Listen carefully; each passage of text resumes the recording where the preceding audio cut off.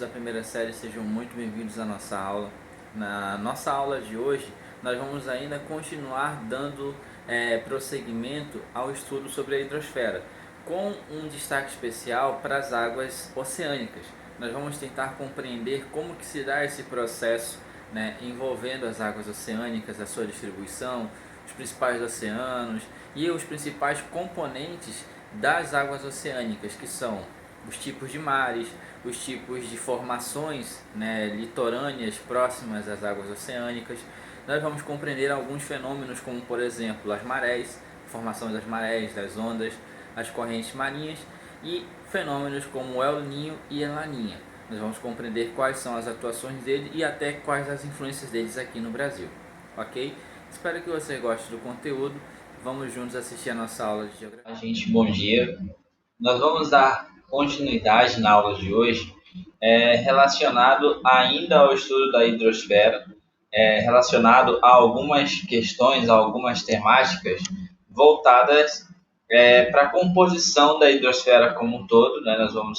Nós já vimos nas aulas anteriores que a hidrosfera, a composição dela, em sua maioria, é de água salgada, né? Como nós podemos observar aqui, a nossa temática de hoje ela vai ser relacionada com a distribuição de água no planeta, ok? Nós vamos entender um pouco, nós já vimos anteriormente, relacionado às águas subterrâneas, nós chegamos a ver já um pouco também sobre as águas superficiais, né? As águas ali dos rios, as águas dos lagos, e agora nós vamos ver relacionado às águas oceânicas. Nós vamos estudar algumas características dessas águas oceânicas, né? Nós vamos ver algumas estruturas relacionadas a essa divisão da hidrosfera. Ok? Algumas informações já iniciais para vocês observarem aí em relação às águas oceânicas. Elas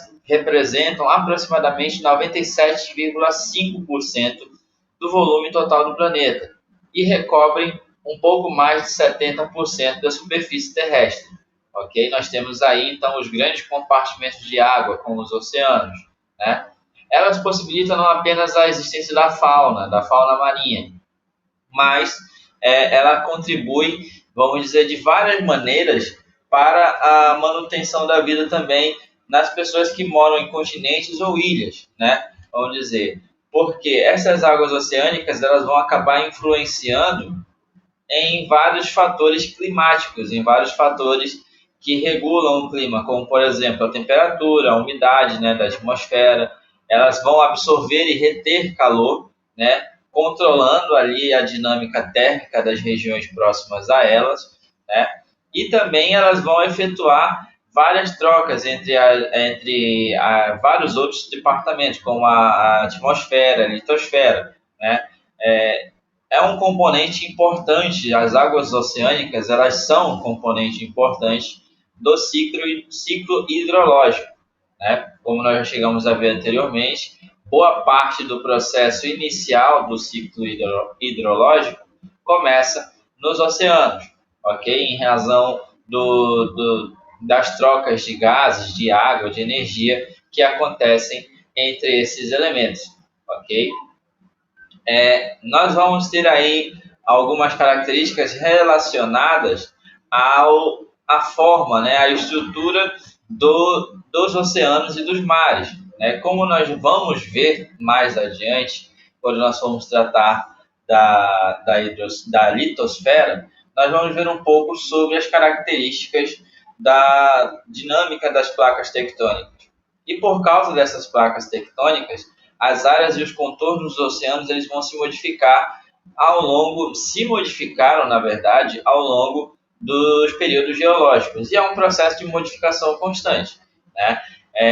Vamos dizer que esse processo da dinâmica da deriva continental, né, ele vai se condicionando diariamente, né? Esse processo iniciou há centenas de milhões de anos e é um processo que ainda vai continuar a existir, né? Nós temos aí, embora se vocês observarem bem aqui na imagem, né, em relação aos oceanos e mares, embora eles pareçam ser uma massa compacta, eles tenham conexão, né? Eles tenham conexão, por exemplo, aqui abaixo nós temos uma conexão intensa entre o Oceano Pacífico, o Atlântico e o Índico, né? Nós temos aí, por exemplo, na região do sul do continente americano, nós temos no sul da África e na parte sul ali da Ásia e da Oceania, nós temos as conexões entre esses oceanos, né? Porém, apesar de eles serem relativamente conectados, vamos dizer assim, eles possuem características próprias, características particulares de cada um, e as suas divisões também particulares, né? Como vocês podem observar aí. Nós temos aí, então, essa divisão. Vamos começar aí com a divisão dos oceanos, basicamente em 4. Né? Nós vamos ter 4 grandes oceanos. O Oceano Pacífico, o Oceano Atlântico, o Oceano Índico e o Oceano Ártico. Ok? O Oceano Glacial Ártico. Certo? Alguns consideram, e é um elemento de discussão, a presença do Oceano Antártico, né? Aqui na parte de baixo, próximo do continente da Antártica. Porém, ainda é algo que está sendo debatido, não é algo consensual. Existe debate para saber em relação à existência ou não desse quinto oceano, né? O maior deles, se vocês observarem bem, é o Pacífico, né? É o Pacífico. Somente a superfície dele, a extensão do Oceano Pacífico, ela equivale à extensão, né, dos 3 outros oceanos somados juntos, né?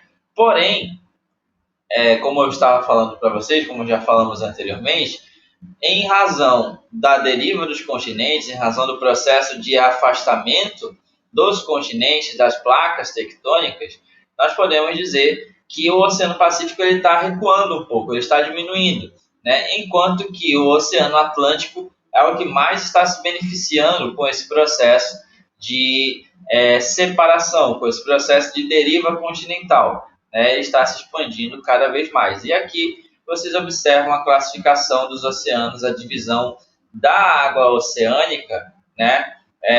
Nesses principais grandes compartimentos de água que são os oceanos. Nós vamos ter aí outros mares, centenas de mares presentes aí, como, por exemplo, o Mar do Caribe, né? o Mar Vermelho, o Mar Mediterrâneo, o Mar da Arábia. Nós vamos ter ali o Mar Amarelo, o Mar da China Meridional, o Mar Báltico, o Mar Negro, e entre outros mares aí, como vocês podem observar bem nessa imagem, ok? Em relação aos mares, que também é um dos compartimentos do estudo das águas oceânicas, né, das águas salgadas, nós vamos ter aqui algumas subdivisões, ok? Nós vamos ter aqui, em relação aos tipos de mares, nós vamos ter classificação em mares costeiros ou abertos, quando o acesso ao oceano ele é amplo, não tem nada que dificulte a conexão desse mar com o oceano, né? Quando o acesso ao oceano ele é bem amplo, que aqui nós temos o exemplo clássico, que é o Mar do Caribe. O Mar do Caribe é um exemplo de mar aberto, ok? Nós vamos ter aqui mar Mediterrâneos ou interiores, quando a comunicação com o oceano ela se dá por um ou mais canais ou estreitos. Como nós já sabemos aí, o exemplo clássico, que é o mar Mediterrâneo, ele vai ter a conexão com o Oceano Atlântico através do Estreito de Gibraltar, né? E nós temos outros exemplos, que temos aqui, por exemplo, o Mar Vermelho, né? O Mar Vermelho, que fica ali na região do Oriente Médio, ele é um exemplo de mar interior. O que vai conectar, qual é o estreito ou o canal que vai conectar o Mar Vermelho com o Oceano Índico, aqui no caso? Seria o Estreito de Tirã, né? O Estreito de Tirã, que fica ali entre as regiões nas regiões do Iêmen, da Eritreia, ali perto da região do Chifre da África, né? Esse estreito ele vai ser a conexão entre o Mar Vermelho e o Oceano Índico, né? Ali na região próxima da Arábia Saudita, ali da região da Somália, entre outras regiões. E nós vamos ter também exemplos de mares fechados ou isolados. esses são totalmente cercados por terras, eles não têm acesso, portanto, ao oceano, né? Não têm acesso algum ao oceano. E aí o exemplo clássico de mar fechado vai ser o Mar Cáspio, ali na região da Ásia Central, ali na região do sul da Rússia, entre outros. Ele não tem acesso nenhum, né? Ele não tem acesso nenhum ao oceano ou a outro tipo de conexão com águas salgadas. Ele é basicamente fechado ali, alimentado por rios, né? Principalmente os rios que eles surgem ali das regiões da Rússia, praticamente, ok? Dito isso, dito essas três divisões dos mares, nós vamos entrar aqui em alguns outros contextos, em algumas outras estruturas presentes na composição das águas oceânicas, ok? Nós vamos ter aí o exemplo, por exemplo, dos golfos e das baías, né? Vamos ver a diferença de um para outro. Os golfos, eles são amplas reentrâncias da costa, com grande abertura. As baías recebem essa conceituação também, essa definição também ela pode ser aplicada às baías. Porém, elas se diferem dos golfos pela escala, porque são um pouco menores e apresentam um pouco de estreitamento nessas entradas em relação aos golfos, né? Se vocês observarem aqui, o exemplo clássico que ele está mostrando para vocês, nessa imagem aqui, basicamente, é o Golfo da Guiné, ali próximo da região central da África, né, na costa ocidental africana. Né? Essa região aqui, essa reentrância, ela é característica de um golfo, ok? E aí nós temos o exemplo do Golfo da Guiné. Em relação à dinâmica das águas oceânicas, nós vamos observar aqui como que se dá essa dinâmica, né? Por exemplo, a questão das ondas, a questão das marés e correntes marítimas, tudo isso esse conjunto de fatores, ele vai ser o diferencial, vamos dizer assim, para compreender a dinâmica das águas dos mares e dos oceanos. Nós vamos ver alguns desses exemplos, né? Por exemplo, aqui ele mostra um pouco da Baía, né? Da Baía de São Marcos, ali no Maranhão, próximo já ao Maranhão, a Belém, ali a região do Pará, o litoral paraense, ok? E aí nós vamos ver alguns desses movimentos que vão fazer essa dinâmica relacionada aos oceanos e mares. A primeira dinâmica que vai acontecer aqui é relacionado às ondas e às marés, né? Qual seria, então, a definição básica de onda e a definição básica de maré? O que seria uma coisa e o que seria outra? Né? Em geral, as ondas elas vão se originar pela ação dos ventos.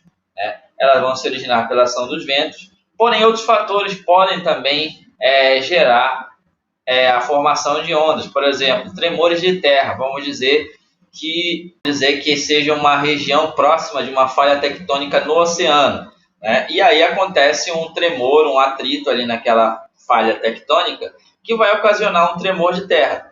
Dependendo da magnitude desse tremor, pode se originar uma onda, né? Um conjunto de ondas ali naquela região, né? E assim, vamos dizer que à medida que ela vai surgindo e que ela vai se aproximando da costa do litoral, essa força, a velocidade que ela vai ganhando, ela vai diminuindo, né? Até o ponto de ela chegar no litoral, nas praias e arrebentar, acontecer a arrebentação das ondas, né? Que são aqueles movimentos que ela faz arrebentando, chegando no litoral, nas praias litorâneas, né?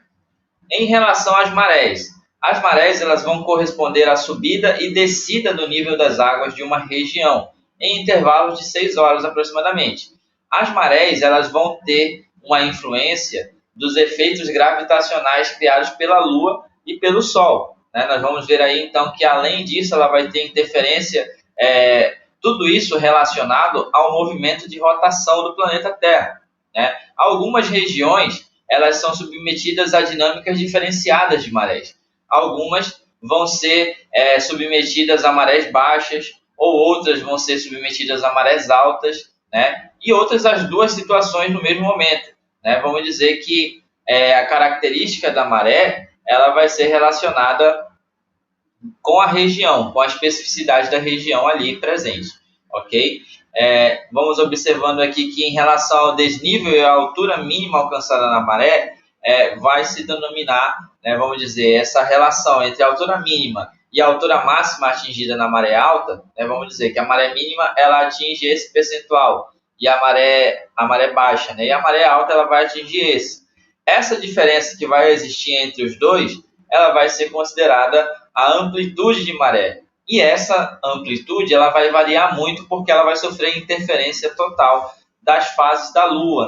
Quando, por exemplo, a Lua ela se encontra lá nas fases de quarto crescente e minguante, ocorrem as ondas, as marés de águas mortas, ou de quadratura, que são marés menores, vamos dizer. Porém, quando é lua nova e lua cheia, e as forças, as forças gravitacionais lunares se juntam com as forças solares, nós vamos ter as amplitudes maiores, nós vamos ter tamanhos maiores da diferença entre maré mínima e a maré alta, ocasionando as marés de águas vivas ou de cisígia.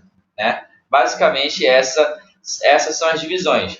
Quando se trata da lua crescente e da lua minguante, as marés elas são menores. A amplitude entre a maré ela é menor. Porém, quando estamos ali na lua nova e na lua cheia, nós vamos ter amplitudes um pouco maiores em relação ao desnível das marés. Ok? Vamos observando aqui algumas informações. A maior amplitude de maré na costa brasileira vai ocorrer no litoral do Maranhão, atingindo 8 metros de diferença. Enquanto que na Baía de Fundy, no Canadá, as relações entre a maré baixa e a maré alta, elas conseguem ser, o desnível lá consegue ser superior, o dobro, basicamente, do desnível no Maranhão, que vai ser, na região ali do Canadá, algo em torno de 17 metros a diferença, ok? Vamos observando aqui um esquema mostrando como que funciona a maré viva, ou a maré de cisígia, e a maré morta, que é a maré de quadratura. Prestem bastante atenção nessa diferença, que em relação à maré de quadratura e a maré de cisígia, ok?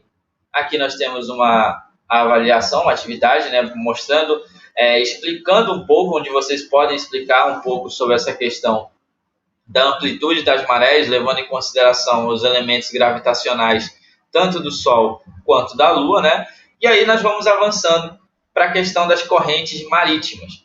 Do que se tratam as correntes marítimas? As correntes marítimas, vamos dizer que elas são oriundas da ação dos ventos no oceano. E aí a direção para onde ela vai, vamos dizer, assim como a direção dos ventos, para qual sentido vai acontecendo essas direções, essas modificações, elas vão ser influenciadas pelo efeito Coriolis, ou pelo efeito Coriolis. As correntes marítimas, elas podem ser, em sua divisão, elas podem ser quentes, quando elas partem da proximidade ali da linha equatorial, movendo-se para latitudes maiores, ou correntes frias, quando elas vêm das regiões ali circumpolares em direção a latitudes menores. Quais são os fatores climáticos importantes que podem ser levados em conta quando a gente fala em relação às correntes marítimas?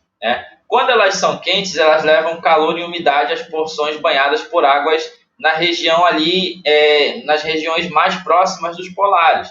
Por exemplo, ali a corrente do Golfo, no Atlântico Norte. A corrente do Golfo, ali na região do Golfo do México, ela está mais próxima das linhas equatoriais. Esse movimento que ela vai fazer em direção ao norte vai levar um pouco dessa amplitude quente, vamos dizer assim, em direção a áreas mais regidas pela dinâmica polar, equilibrando um pouco, então, a situação, ok? Quando são correntes frias, elas vão contribuir para a formação de desertos costeiros, já que o bolsão de ar frio e seco que se forma sobre elas, em contato com o ar mais quente e úmido dos oceanos, vai provocar chuvas no mar, dificultando a chegada da umidade no continente. Um exemplo clássico disso é a corrente de Humboldt.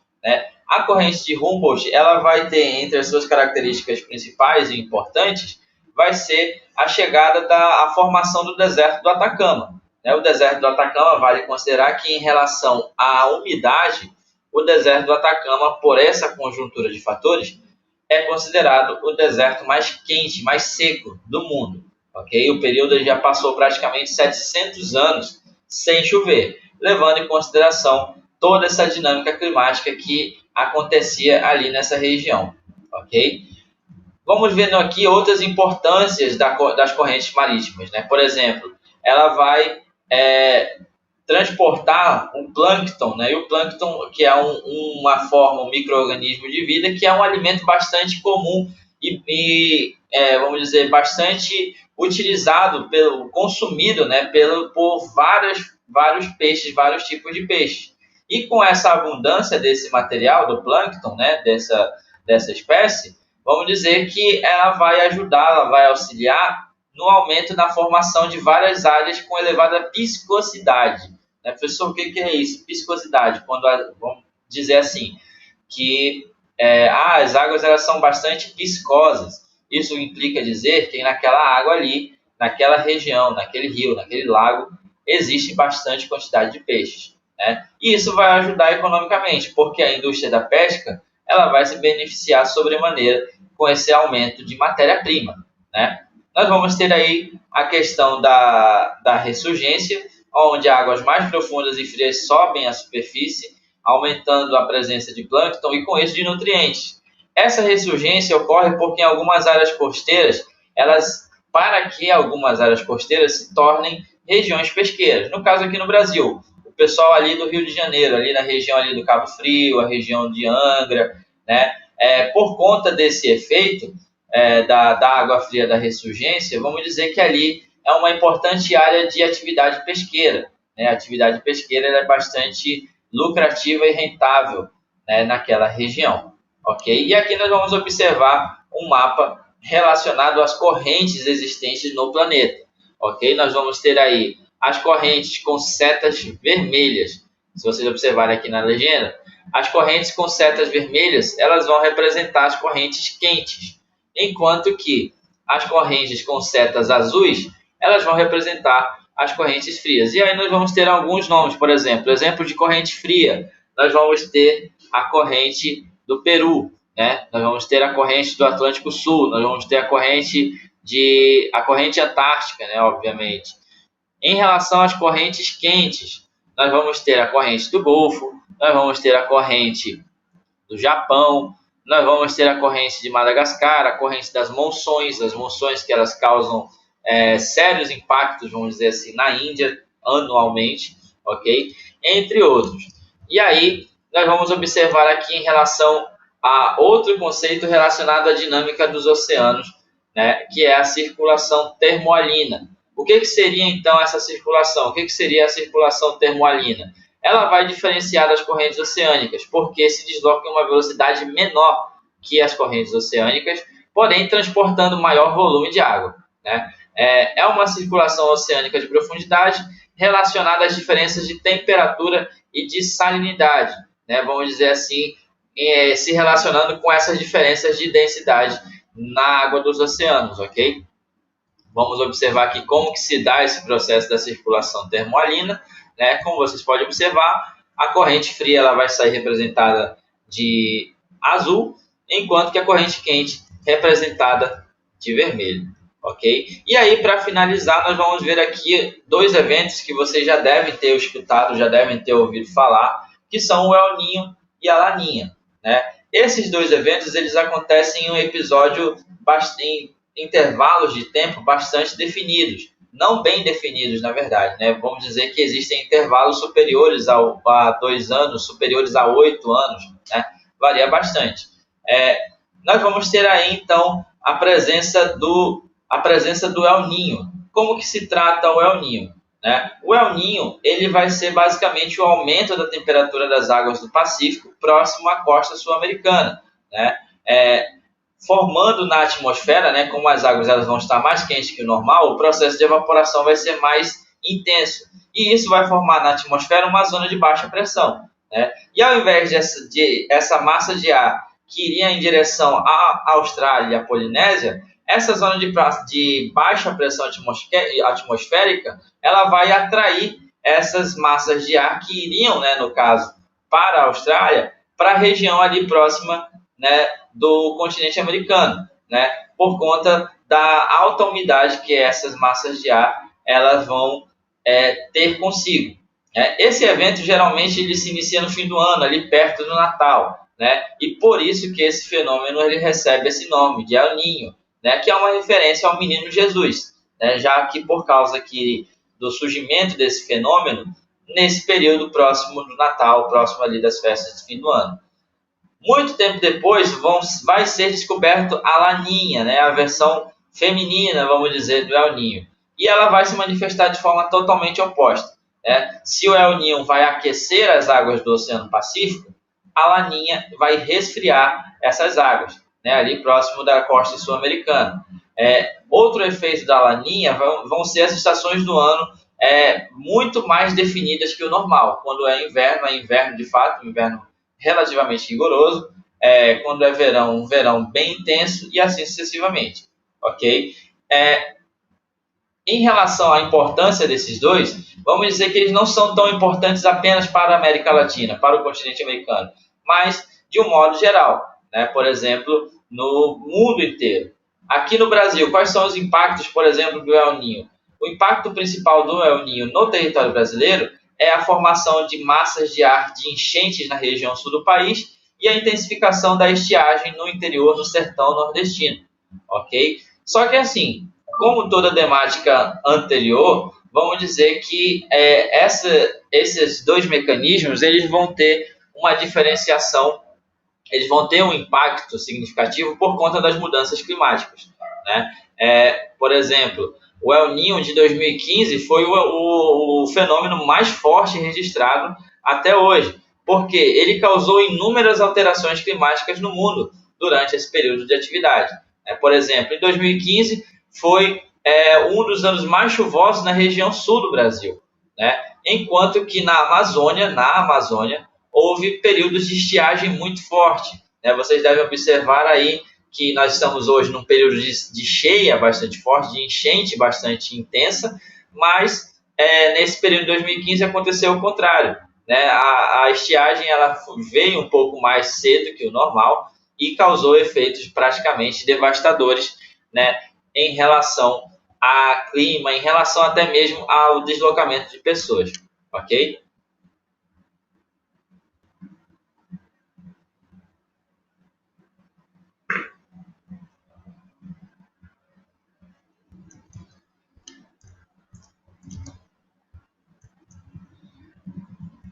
E aqui nós vamos observando então, para finalizar a nossa aula de hoje, quais são os efeitos que o El Niño ele vai desencadear no mundo, né, entre dezembro e março. Se vocês observarem, várias áreas do mundo vão ter mudanças na temperatura, vão ter mudanças na umidade, no regime de chuvas.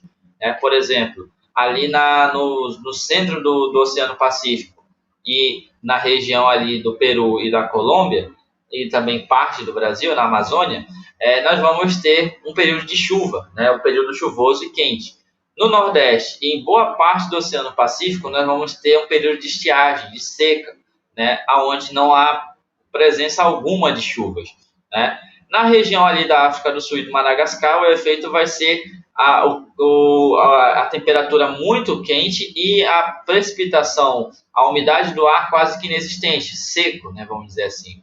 Enquanto que nas diversas regiões no sul do Brasil nós vamos ter um período elevado de chuvas, e na região ali, por exemplo, da Austrália, da região sudeste, no Canadá, nos Estados Unidos e na região ali da China e do Japão, nós vamos ter um aumento considerável da temperatura. Esses efeitos causados pelo El Niño, né? Aqui nós vamos ver os efeitos dele em junho e em agosto, né? Observando aqui qual é o efeito do El Niño, né? Nesse outro período, vamos dizer assim, basicamente diferenciado. Nós vamos ter mais propagação das atividades de clima seco, né, de clima chuvoso, e da questão vamos dizer, da diminuição da umidade do ar, deixando as coisas um pouco mais quentes nessas regiões, ok? Gente, em relação a esses fenômenos, basicamente foi isso o conteúdo que eu queria conversar com vocês, né? Finalizando essa parte mais geral, vamos dizer assim, da questão envolvendo a hidrosfera, né, os regimes da hidrosfera, as características da hidrosfera. E no mais é isso, gente. Um forte abraço a todos. Espero que todos estejam bem, cuidem-se e até a nossa próxima aula.